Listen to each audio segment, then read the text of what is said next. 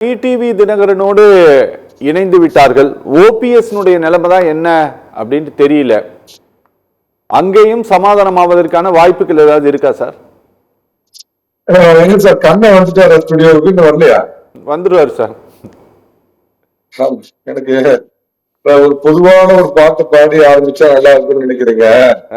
நம்ம கண்ணதாசனுடைய காலத்தால் அழிக்க முடியாத பாட்டு பாத்தீங்கன்னா, வீடு வரை உறவு, வீதி வரை மனைவி, காடு வரை பிள்ளை, கடைசி வரை யாரு அப்படின்னு கண்ணதாசனுடைய பாட்டு.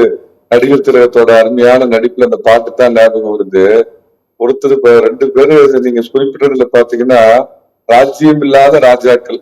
ராஜா இந்திரா காந்தி காலத்துல மன்னர் மானியம் எல்லாம் ஒழிச்சதுக்கு அப்புறமும் நான் ராஜா ராஜான்னு சொல்லிட்டு தெரிவாங்களா, அந்த மாதிரி அதிமுகவுக்கு துரோகம் பண்ணி அதிமுக சின்னத்தை முடக்கி அதிமுகவை வந்து கீழ்கோர்ட்டு, மேல்கோர்ட்டு, high court, supreme court, tennis court, உலக கோர்ட்டு, இத்தனை கோர்ட்டுக்கும் போய் முட்டி தேய முழங்கால தேய போயிட்டு ஒற்றை மரமா. ஆனா கண்ணனை உண்மையாலுமே பாராட்டுறேன். செஞ்சோற்று கடன் தீர்க்க சேராத இடம் சேர்ந்து பஞ்சத்தில் வீழ்ந்தாயேடா கர்ணா அப்படிங்கிற மாதிரி. கண்ணா, நீ ஒரே ஒரு ஆளு தம்பா கூட இருக்கிற, அவரோட ஒருத்தர் கூட இருக்கிறாங்களா? நான் அம்மாவால் அறிமுகப்படுத்தப்பட்டவன், 2 முறை முதலமைச்சராக இருந்தவன், கட்சி தொண்டர்கள் எல்லாம் என் பின்னாடிதான் லட்சமா இருக்கிறாங்க அப்படின்னு சொல்லி கூட பேச்சு தொடங்கி கூட ஒரு ஆள் இல்லாம கண்ணதாசன் சொல்லுவாரு, மினிமம் கேரண்டி 4ஆவது சம்பாதிச்சு வச்சுக்க வாழ்க்கையில. மினிமம் கேரண்டி 4 எதுக்குன்னு உங்களுக்கு தெரியும். அது கூட இல்லாம இன்னைக்கு பட்ட மரமா தனி மரமா போய் முள்புதர்ல ஒளிஞ்சிருந்து உட்காந்து குல துரோகி அதிமுகவின் குல துரோகி மு.க. ஸ்டாலினை போய் எந்திரிச்சு திடீர்னு ஒரே நாள்ல 3 முறை சந்திச்சு முதலமைச்சரை உடல்நல விசாரிக்க வந்த, அரசியல்ல நிரந்தர நண்பனும் இல்ல, நிரந்தர எதிரி பகைவனும் இல்ல அப்படின்லாம் கதவசனம் பேசிட்டு தொடக்கூடாத படக்கூடாத இடத்துல அறிவாலயத்துல உன் கால் பட்டுத. புரட்சி தலைவருடைய மனைவியாக இருந்தாலும் அந்த அதிமுக தொண்டர்களின் ஜென்ம எதிரி திமுக தலைவர் கருணாநிதியோட போய் ஜானகி ராமச்சந்திர கைகோர்த்ததுனாலதான் நீங்க புரட்சி தலைவியோட மனைவியா இருந்தாலும் சரி, உங்களை தோற்கடிப்போம் அப்படின்னு சொல்லி மக்கள் தோற்கடிச்சு திமுகவை கடுமையா எதிர்த்த ஜெயலலிதா தன்னுடைய தலைவியா தேர்ந்தெடுத்த வரலாறு இருக்கிறப்ப, இப்ப பாருங்க சட்டசபை முடிஞ்ச உடனே அதிமுகவில் 2002ல முதலமைச்சரா இருக்கிறப்ப சேகர் பாபு அநேகமா வட்ட கிளை செயலரா இருந்திருப்பாரு. இப்ப போய் சேகர் பாபு கிட்ட ஒண்டிட்டு நிக்கிறாரு. அவர் வந்து இவர்கிட்ட கை குலுக்கிறாரு. அவர் சட்டசபை முடிஞ்சோடனே பேசுறாரு.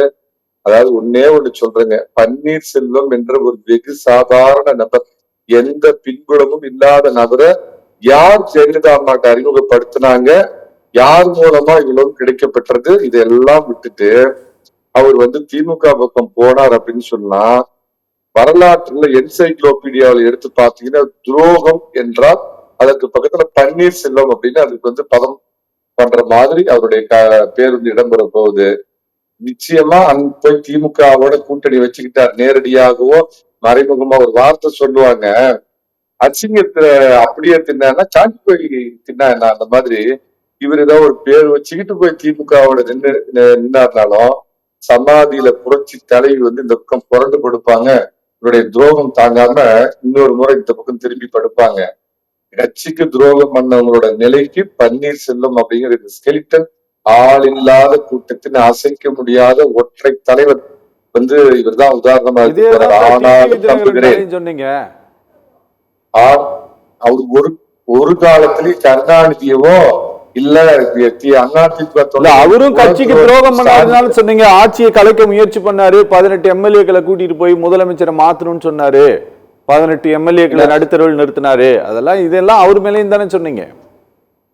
என்ன நேற்று ஒரு பிரஸ் மீட் ஸ்பானிஷ் மொழியிலேயே கொடுத்தாரு, தெல்ல தெளிவா சொன்னாரு. எனக்கு தமிழ் தெரியாது சார். பழனிசாமிக்கு உருது தெரியுமா? எனக்கு தெரியாது சார். எனக்கு உருது தெரியும். அது தெரியும். ஆமா ஆமா, நல்ல சுத்த தமிழ்ல சொன்னாரு. பழனிசாமிக்கும் எனக்கும் இருக்கிறது பாத்தீங்கன்னா பங்காளி சண்டை. இன்னைக்கு துரோகி, இந்த நாட்டை அழிச்ச துரோகியை நாங்க வீழ்த்துறோம், அதுக்காக நாங்க ஒண்ணு சேர்ந்துக்கிட்டோம்னு சொன்னாரு. இன்னொன்னு, எந்த காலத்திலயும் எங்களுடைய அதிமுக குல துரோகி கருணாநிதியவோ இந்த மு.க. ஸ்டாலினையோ பாராட்டி பேசினவர் அல்ல மு.க. ஸ்டாலின். இந்த மன்னிக்கிறார் திரு இவர் உதய தினகரன் அதே மாதிரி போய் துணை முதலமைச்சர் கிரிக்கெட் பாக்குறேன்னு போய் பார்த்து அவரோட கை குலுக்கினதும் முதலமைச்சர் உடல்நலத்தை விசாரிக்க போறேன்னு போய் எந்த காலத்திலும் அறிவாலயத்தை தொடாத சுத்தமான அதிமுக வீரன் தினகரன் அப்படிங்கிறது யாரோட கம்பேர் பண்றீங்க? சண்டையா கொள்கை ரீதியா ஒரு பிரச்சனை இல்ல, கட்சி பிரச்சனை இல்ல, வெளியே போனார் தினகரன். ஆனா ஒருபோது குலத்துறவியோட போய் உறவாடல, அது ஒண்ணுங்க. ரெண்டாவது எனக்கு முன்னாடி பேசினாரு இந்த மரியாதைக்குரிய தலைவர் ஒருத்தர் பாமகவை பத்தி. ரியல் பாமக, ரிட்டையர்ட் பாமகன்னு ரெண்டு இருக்குதுங்க. ரியல் பாமக அப்படிங்கிறது பாத்தீங்கன்னா மரியாதைக்குரிய அன்புமணி பின்னாடி இருக்குது. எனக்கு என்ன பயனா, நேற்று பிரதமருக்கு மேலேயே வழக்கு தொடுப்பேன், அவரு பேரை பயன்படுத்தினா வழக்கு தொடுப்பேன் அப்படின்னாரு. அதான் சொல்றேன், மரியாதை ஒரு விதத்துல அவர் தூரத்து உறவினர், அதனால எனக்கு ஐ ஹேவ் தி பிரிவிலேஜ் அவரை பத்தி நான் பேசுறதுக்கு எனக்கு இந்த தகுதி இருக்குதுன்னு நினைக்கிறேன். ராஜ்யம் இல்லாத ராஜா, ஒரிஜினல் ரியல் பாமகங்கிறது அன்புமணி பக்கம் இருக்குது. ரிட்டையர்ட் கர்னல்களெல்லாம் சேர்ந்து ரிட்டையர்ட் பாமக பேச்சு சொல்லு போனது, பல்லு போனது, முட்டி போனது, முழங்கால் போனது, ஒரு 4 பேர் மட்டும்தான் அவர் பின்னாடி இருக்கிறாங்க. குடும்ப கட்சி நடத்துற எல்லா கடைசி காலத்தில் இதுதான் ஏற்படுகிறது. ஐயா இருக்க, நீங்க அப்புறம் திட்டுங்க, உங்க ரவுண்ட் வரப்ப திட்டுங்க. பாஸ்கரன் சார் கொஞ்சம் இருங்க. என்ன ரியல் பாமக? பாஸ்கரன் சார், பாஸ்கரன் ஐயா கொஞ்சம் பொறுமையா இருங்க. நீங்க சொல்லுங்க, உங்களுக்கு முட்டி போயிருக்கும், உங்களுக்கு பண்ணு போயிருக்கும். பாஸ்கரன் ஐயா உங்களுக்கு பண்ணு போயிடுச்சு, முட்டி போயிடுச்சு, எல்லாம் போயிடுச்சு.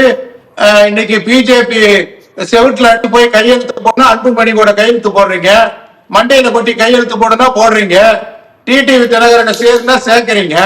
உங்களுக்கு முட்டி இல்ல, முட்டி, சட்டி, ட்ரௌசரு எல்லாம் போயிருச்சு. நீங்களே ஏங்க பேசிட்டு இருக்கீங்க? அடுத்தவங்களை பத்தி பேசுறீங்க. உங்களுக்கு என்ன இருக்கு சொல்லுங்க. பாஸ்கரன் சார் கொஞ்சம் பொறுமையா இருங்க, அவர் பேசி முடிச்சோன்னா அவரை திட்டுங்க, ஒண்ணும் பிரச்சனை இல்ல, நாங்க அலோவ் பண்றோம். 2024 நான் விரும்பியது அதிமுக கூட்டணிய, ஆனா அன்புமணி போய் இதோட பிஜேபியோட கூட்டணி வச்சுக்கிட்டான்னு கொள்கை முழங்கினார ராமதாஸ். பழனிசாமியோட இப்ப கூட்டணி வச்சிருக்க வேண்டியதானே? இவர் எழுதிய இந்த கிழட்டு சிங்கம்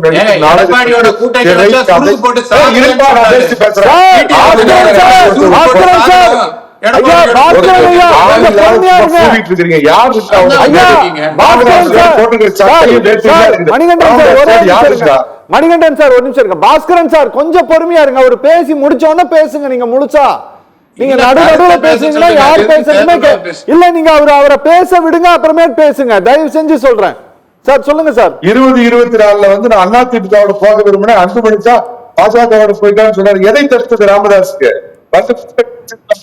சார் அவர் அவரை இயக்குவது, அந்த அவர் ஏற்றிருக்கிற வேடம் யாருன்னா திரை, கதை, வசனம், டைரக்ஷன் எல்லாம் மு.க. ஸ்டாலின் போட்டு கொடுக்கிறாரு. பின்னணி பாடகி பி. சுசீலா. இதுதான் கொள்கை சண்டையா அன்புமணிக்கு இருக்கும்? 4 பேர் இருக்கிறாங்க, 4 பேர் கூட இல்லாத ஒரு ஆள் இவங்க 2 பேர். ராமதாஸ் பின்னாடி 4 பேர், பன்னீர்செல்வம் பின்னாடி 4 பேர் கூட இதுதான் 2 பேரும் கிட்டத்தட்ட அரசியல் டேஸ். பேசலாம்.